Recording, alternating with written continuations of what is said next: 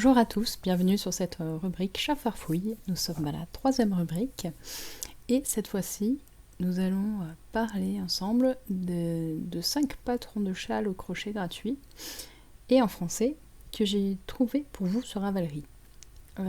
Pourquoi uniquement sur Ravelry? C'est parce qu'il y a déjà énormément de patrons de châles qui me plaisent sur Ravelry. Je me suis dit, je vais vous faire d'abord une sélection Ravelry et après on verra pour vous en faire une hors Ravelry, sachant que maintenant la plupart des patrons que j'ai en visu qui n'étaient pas sur Ravelry au moment où je les avais vus le sont maintenant, genre Drops maintenant par exemple, ils ont mis tous leurs modèles. Hobby commence aussi, enfin, voilà.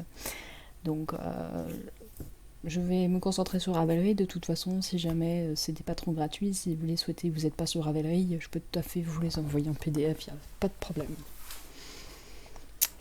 Alors, pour commencer, on va parler du Dragon Belly de Johanna Lindahl, donc c'est Miro Crochette. Elle est assez connue parce que pour ce modèle-là qui a été beaucoup crocheté, il y en a également un autre, on parlera plus tard, et elle a aussi d'autres chouettes patrons de châles qui sont tous plus beaux les uns que les autres. Et en plus sont gratuits, ils sont disponibles en plusieurs langues, dont le français. Donc que demander de plus? Alors celui-ci c'est vraiment le plus simple que j'ai pu trouver. Je l'ai réalisé pour Noël, pour un cadeau de Noël. Pour ma part, j'ai pris une laine dégradée. J'ai pris la Katia la laine Paint de Katia dans des couleurs un petit peu arc-en-ciel. Et c'est vrai que c'est vraiment sympa parce que ça m'a fait le châle m'a pris juste une pelote de cette Paint. Le seul souci c'est que j'avais plus assez pour faire la bordure et les petits glands. Donc je me suis arrêtée, je l'ai laissé sans bordure et sans gland, et finalement vous pouvez voir le résultat juste en dessous, ça fait tout à fait l'affaire aussi. Donc ça c'est celui que j'ai réalisé, là il est en cours de blocage, et en fait pourquoi Dragon Belly, c'est le ventre du dragon, parce que vous alternez un rang en relief et un rang de bride normale, me semble-t-il, et vous alternez tout le temps ces deux rangs. C'est pour ça que je vous dis, ça en fait un patron assez simple. Donc vous le commencez par la pointe là, et à chaque fois vous augmentez en fin de rang, et c'est ce qui fait sa forme. Donc je pense que moi j'aurais dû continuer encore un peu pour lui faire une belle forme triangulaire, mais a priori la personne à qui il est destiné, il va bien, quoi. Il n'y a pas de problème. Mais bon, elle aurait pu s'enrouler un petit peu mieux dedans si j'avais eu plus de laine. Mais je voulais pas racheter une pelote pour le finir. Dans le patron, il est réalisé en figurine avec un crochet 4,5. Pour ma part, je l'ai réalisé avec une laine de type DK avec un crochet 5 mm. Ce qui est sympa, c'est que vous pouvez l'arrêter quand vous voulez, quand vous avez la longueur désirée, enfin la grandeur désirée, si vous les enroulez plusieurs fois ou pas, en fonction de la forme. La forme est quand même très, comment dire, ça fait une forme un peu très pointue, hein. Donc il faut quand même aimer. Je vous dis ça, après, il y a toujours moyen de le porter de diverses façons qui font qu'il peut être très sympa quand même. Ensuite, on va passer à un autre patron de la même designeuse, puisque comme je vous ai dit, elle vous en propose vraiment un large choix. Je l'ai réalisé aussi, celui-là il est un peu plus compliqué, mais bon, il se trouve que le hasard a fait que j'ai réalisé le Dragon Belly après le Secret Space. Et ça a été mon premier châle au crochet, donc c'est que la complexité n'est pas non plus insurmontable. Disons qu'il y a plus de points, il faut un peu plus réfléchir, il y a une répétition de rang qu'il faut mémoriser si jamais vous souhaitez le faire en mode zéro cerveau. Mais c'est tout à fait possible, je veux dire, j'ai pas eu de grandes difficultés, mis à part pour la bordure. La bordure, j'ai fait un point coquille parce que je sais plus, je crois que j'ai eu un petit problème de fil. Et je me suis un peu emmêlé les pinceaux et je me suis dit, bon, je vais faire la bordure autrement, ça va être plus simple pour moi.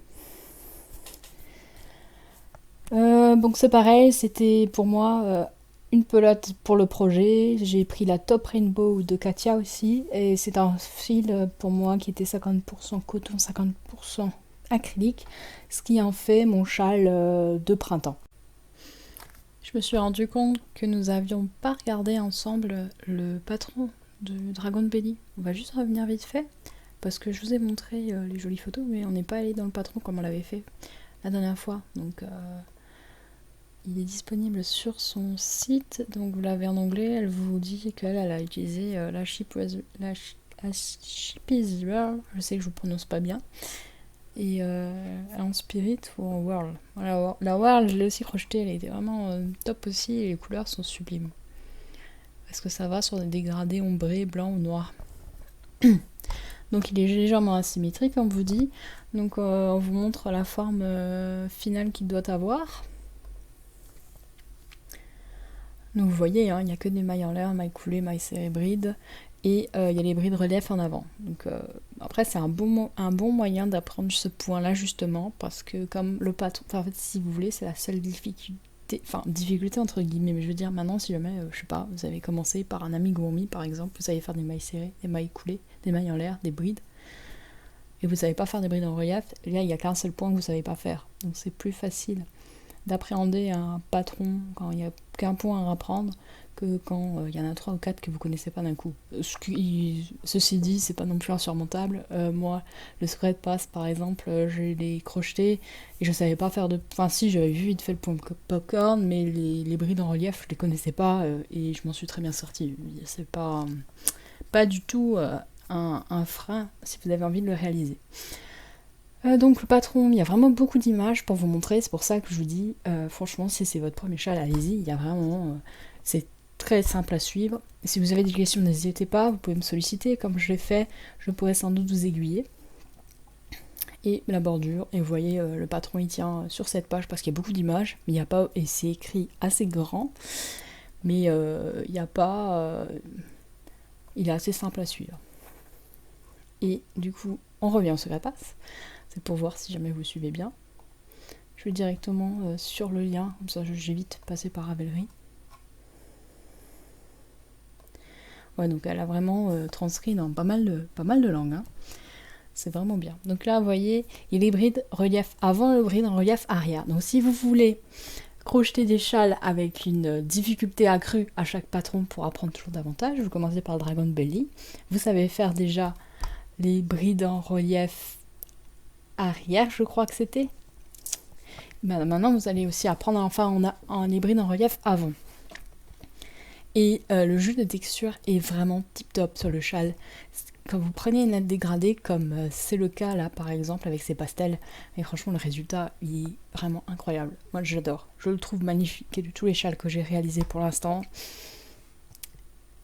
c'est presque mon préféré. C'est le deuxième parce qu'il y a d'abord mon châle de mariée. Mais celui-ci je l'aime beaucoup. Et je le mets beaucoup parce que la forme est aussi très sympa pour l'automne avec le coton en plus, c'est chouette. Donc, un peu moins d'images, hein, vous voyez. Mais comme il tient sur 5 pages, moi il m'a suivi pendant quelques semaines quand même, peut-être même plusieurs mois. Et à chaque fois j'emmenais la page et comme vous répétez tout le temps les mêmes rangs, en fait, par exemple le rang 9 vous renvoie au rang 5, le rang 10 répète le rang 6. Je veux dire, en fait, il n'y a pas de nouveauté. Vous avez appris les 8 premiers rangs. Et après, c'est que le reste, c'est que des enchaînements de ce que vous répétez au début. Donc en fait, il n'y a que 8 rangs finalement.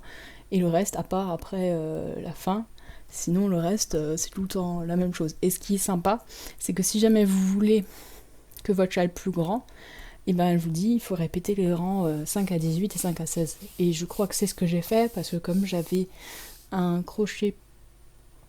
Ah, je sais plus si j'avais un crochet plus petit ou plus grand, je sais plus. Je sais que j'ai répété au moins une fois, mais je me souviens pas si jamais j'avais un échantillon plus petit ou pas quel.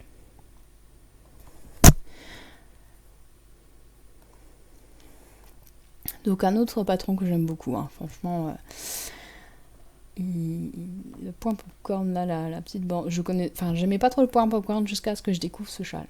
Et donc ça c'est ma version. Donc là, bon la photo, le bleu ressort assez mal, hein. C'est compliqué de prendre en photo du bleu. Mais franchement en vrai il est trop beau. Le troisième châle que je vous présente, c'est le Wonder Woman Wrap de Carissa Browning. Donc vous le connaissez probablement parce qu'il a été beaucoup tricoté, puisqu'il y a un patron qui est disponible aussi en version tricot et qui a été décliné en version crochet. Donc si jamais vous êtes un amoureux du crochet et que vous ne l'avez pas réalisé au tricot, bah, c'est peut-être le moment de vous lancer au crochet. Moi en tout cas il me tente vraiment beaucoup. Il y a deux options qui sont possibles, il y a une petite et une grande envergure, donc ça fait 1m60 de long pour la petite contre 2m30 pour la grande. Le patron conseille de la laine fingering avec un crochet de 5 mm et 200 mètres de fil de chaque couleur pour le petit modèle, 365 mètres de chaque couleur pour le grand. Donc en gros si vous voulez faire le grand, il faut prévoir 2 écheveaux de fingering pour chaque couleur. Un écheveau de chaque couleur, pardon. 365 mètres, il y a à peu près 400 mètres dans 100 grammes de fingering.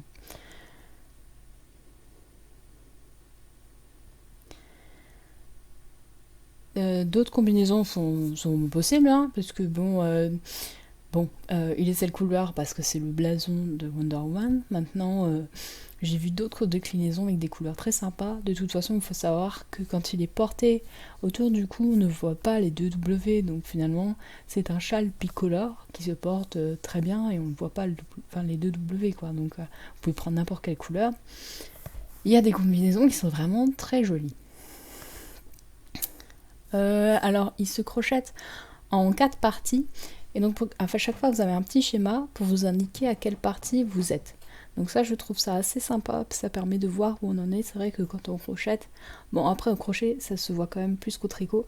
On voit à peu près à quoi va ressembler l'objet final. Ça fait pas un ramassis de mailles toutes serrées comme au tricot.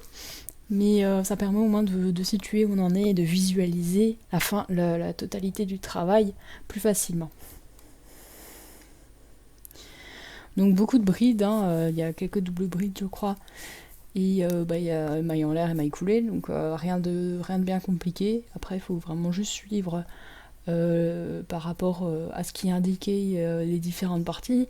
Mais moi, je vois pas de complexité particulière dans ce châle. Même si vous commencez, je pense que il peut tout à fait se faire. Et si vous commencez pas, ça peut devenir à part pour suivre finalement les différentes parties. Mais sinon, le reste, comme c'est que des brides, que le motif finalement vous pouvez le visualiser et le répéter sans forcément avoir de modèle, parce que vous voyez bien là quand on augmente, là quand on diminue et ainsi de suite, il n'y a vraiment pas de difficulté. Donc voilà, moi il me tente bien. Je vous ai pas montré le patron, décidément aujourd'hui je n'ai pas envie de vous montrer les patrons. Donc il a été beaucoup réalisé. Alors je suis pas connectée, je peux pas vous dire combien de fois, mais allez, je vais me connecter pour vous dire.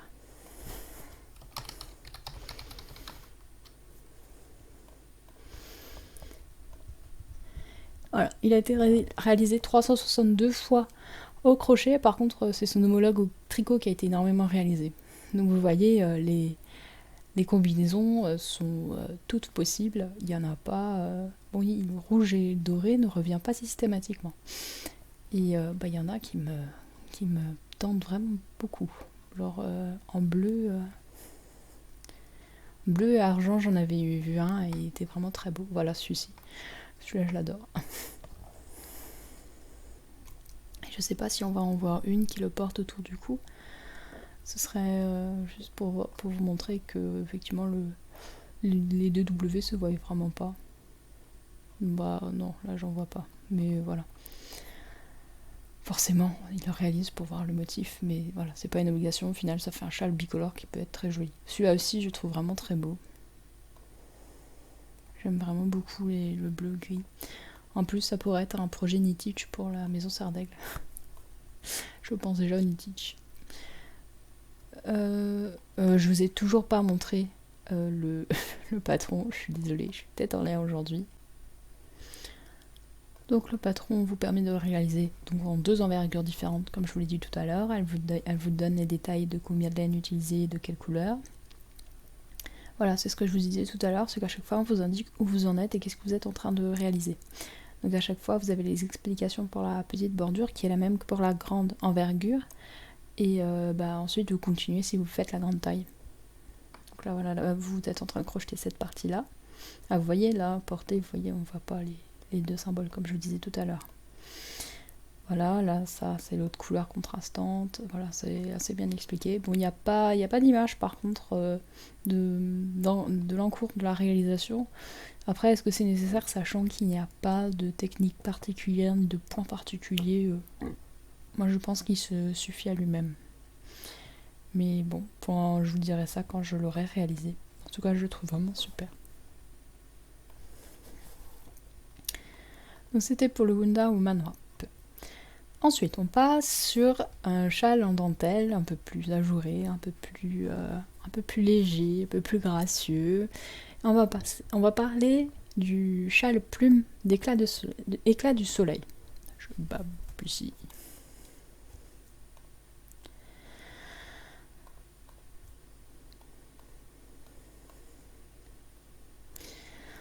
Alors, éclat du soleil vous le propose en 2 déclinaisons.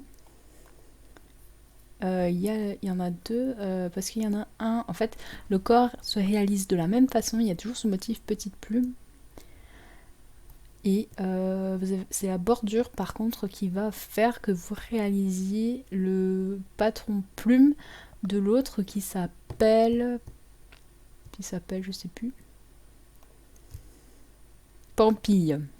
Si vous faites les bouboules là, c'est le châle Pampille qu'elle appelle ça. Et si vous faites celui-ci, c'est le châle plume. Donc moi clairement, je suis pas très fan des bouboules. Enfin moi les bouboules j'aime pas trop. J'aime pas trop les nobles, j'aime pas trop les bouboules. Donc moi si je devais le réaliser, ce serait plutôt cette version là. Je le trouve très fin, très élégant et ça aurait pu être mon châle de mariée finalement. Donc, je veux bien la croire qu'il est plaisant à porter puisque pour plume elle l'a tricoté en... la tricoté. Non, elle l'a crocheté en mohair. Et pour Pampille, c'est l'alpaga. Donc vous voyez, c'est travaillé exactement de la même manière. Sinon, donc vous voyez, vous avez des explications. Vous avez la grille du motif central, ce qui est assez intéressant pour illustrer les explications. Moi j'aime bien quand il y a un diagramme, je ne crochète pas uniquement sur un diagramme, mais par contre je m'en sers quand j'ai un doute, surtout pour savoir quelle maille piquer. C'est souvent là où est ma difficulté. Vous voyez par exemple là, souvent on ne sait pas si jamais on doit compter les mailles en l'air ou pas, parce que moi j'ai vu des patrons où il fallait les compter, d'autres il fallait pas. Donc ici je sais que je vais devoir piquer pour faire mes 2 brides entre la 4e et la 5e bride. Donc voilà, moi c'est pour ça que je me sers du diagramme et je trouve que c'est très intéressant de les suivre en même temps que les explications. Après effectivement il faut savoir lire un diagramme, mais bon c'est pas... Il y a beaucoup d'explications sur internet qui vous aideront. C'est pas... Enfin, une fois que vous avez retenu les symboles, des fois il y a aussi une petite légende. Bon là elle l'a pas mis parce qu'elle a utilisé les symboles assez génériques. Là les petits ronds c'est des mailles en l'air. Les petites croix, c'est des mailles serrées. Voilà, il n'y a pas... Vous avez une barre, c'est des brides. Si vous en avez 2, c'est des doubles brides. Je veux dire... et puis là, je vous ai déjà donné les indications pour toutes les symboles qu'elle a utilisés. Donc voilà, comme je vous ai dit, là c'est la bordure de plume. Et en haut, vous avez la bordure de pampille. Donc très joli aussi, hein, je dis pas. Moi, j'ai juste une préférence pour les bordures en pointe. Et on va passer au 5e modèle qui est un modèle sur la terrasse un dimanche de Fil de Bonaire. Fil du Bonaire, c'est une teinturière indépendante qui vend ses laines sur Etsy, qui fait aussi des podcasts depuis peu, que je suis. Et je savais pas qu'elle avait réalisé un patron de crochet. En fait, il était dans ma liste de favoris depuis un bon moment, mais souvent je ne regarde pas, je suis pas vraiment... je retiens pas les noms des designeuses. Et c'est quand je suis retournée pour faire ma sélection que j'ai vu que elle était dans ma sélection. Et je me suis dit, bah voilà, c'est le bon moment de vous en parler, puisqu'elle fait vraiment des choses très, très intéressantes. J'adore ses choix de couleurs. Et dans ses podcasts, c'est une jeune femme très pétillante. J'aime vraiment beaucoup son univers. Donc celui-ci, il est en 3 parties. Vous commencez par la pointe. Et il vous faudra 800 mètres de fil fingering en 3 couleurs. Donc voilà, il faut quand même prévoir un peu de laine. Si jamais vous souhaitez, vous pouvez aller voir Célène, j'ai mis le lien sur sa boutique Etsy. Il y en a de vraiment très sympas. Et si je devais le réaliser, je crois que j'en profiterai pour tester Célène. Parce que j'ai pas encore eu l'occasion d'en commander. Sinon, la partie centrale, c'est du point éventail. Donc le point éventail, c'est 5 brides. Donc pareil, il y a beaucoup de points en crochet, mais finalement, une fois que vous avez maîtrisé les mailles serrées, les mailles en air, les mailles coulées, les brides, et puis les déclinaisons, demi-bride, double bride, triple bride, ça arrive aussi, vous savez faire tous les points, parce que tous les points reprennent ces éléments-là finalement. Donc il n'y a pas... il faut vraiment maîtriser ces 5 points-là. Et une fois que vous les avez maîtrisés, vous pouvez tout faire au crochet. Tous les points, ils sont réalisables.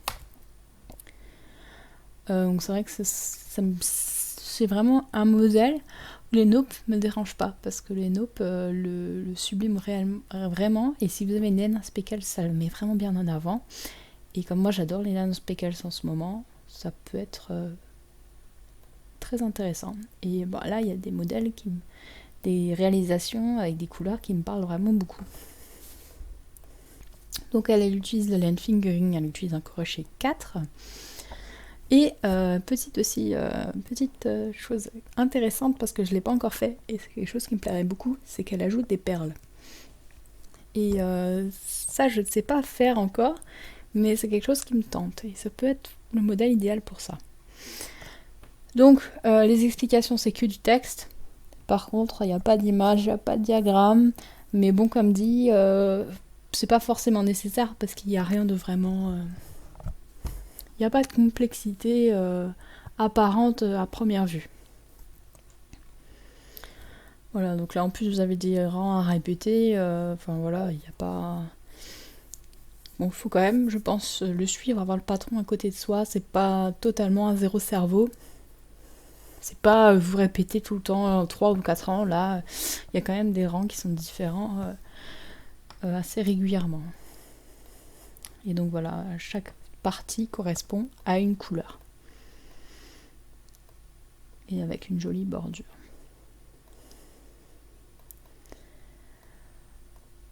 Donc nous arrivons à la fin de cette troisième sélection.